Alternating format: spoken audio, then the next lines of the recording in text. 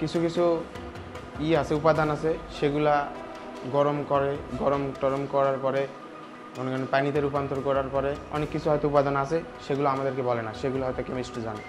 আর এখানে হয়তো আমাদের স্যার ডক্টর রুমি আকরাম, তিনি কেমিস্ট, তিনি জানে, তিনি আমাদেরকে এগুলোতে সাহায্য করেন, আমরা তেমন কিছু জানি না।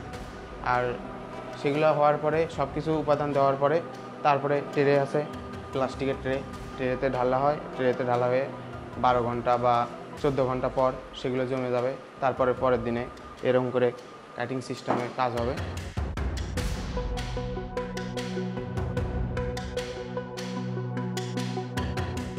এগুলো টয়লেট ড্রেসিং, মানে বাথরুমে ইউজ হবে, হাত ধোয়া যাবে, এই শুধুই এটা। বিউটি শুট লেখা কেন প্যাকেটের মধ্যে? আমি তো নতুন এমপ্লয়ি, ওখানে বিউটি শপ কেন লেখা তাতে আমি জানি না। নতুন এমপ্লয়ি মানে কি 3-4 দিন হচ্ছে আমি এখানে আছি, এর থেকে আর বেশি কিছু জানি না। এটা হলো গ্লোরি জাফরান বিউটি শপ। এই প্রতিষ্ঠানের বা এই ফ্যাক্টরির কোনো কাগজপত্র নেই, বিএসটিআইতে কোনো কাগজপত্র সাবমিট করেনি। হ্যাঁ, না করে তারা বলছে টয়লেট শপ, কিন্তু আসলে এটা হলো জাফরান বিউটি শপ। প্রত্যেকটা সাবানের মূল্য হলো 550 টাকা। এখানে কোনো ল্যাব নেই, মালিক নিজেই কেমিস্ট, কিন্তু কতটুকু কি এটা পরীক্ষা নিরীক্ষার বিষয় আছে।